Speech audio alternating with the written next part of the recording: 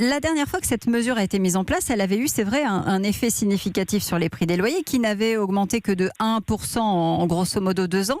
Est-ce que ça signifie que dès qu'on arrête, ça repart à la hausse ? Ben, Pardon, effectivement, c'est un peu tendance à repartir à la hausse. Pourquoi nous avions fait une étude l'année dernière précisément sur la réactivité des bailleurs suite à à l'annulation de l'encadrement des loyers. Et qu'est-ce qu'on avait constaté ? Qu'il y avait 50% de bailleurs en plus qui dépassaient le plafond autorisé.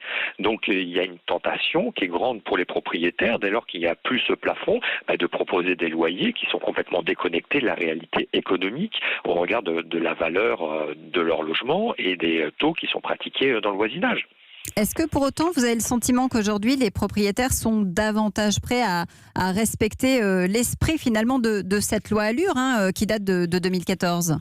Alors déjà, on constatait qu'il y avait une forte majorité de propriétaires qui l'appliquaient. On avait réalisé des études en 2015, 2016 et 2017 également, où on avait plus de 60% de respect de l'encadrement des loyers. Donc majoritairement, le dispositif était appliqué. C'est demeuré certes perfectible, on avait encore 40% de récalcitrants en quelque sorte, mais il était appliqué. Donc il n'y a pas de raison qu'il ne le soit pas, qu'il ne le soit plus sur la nouvelle mouture. Il ne faut pas perdre de vue en plus qu'on a bon nombre de propriétaires qui, eux, ne vont pas être impactés. Pourquoi ? Parce que généralement, les logements de 2-3 pièces, encore plus, ont des loyers qui, si on appliquait vraiment l'encadrement des loyers, du moins la valeur maximale, seraient totalement inabordables pour un grand nombre de locataires.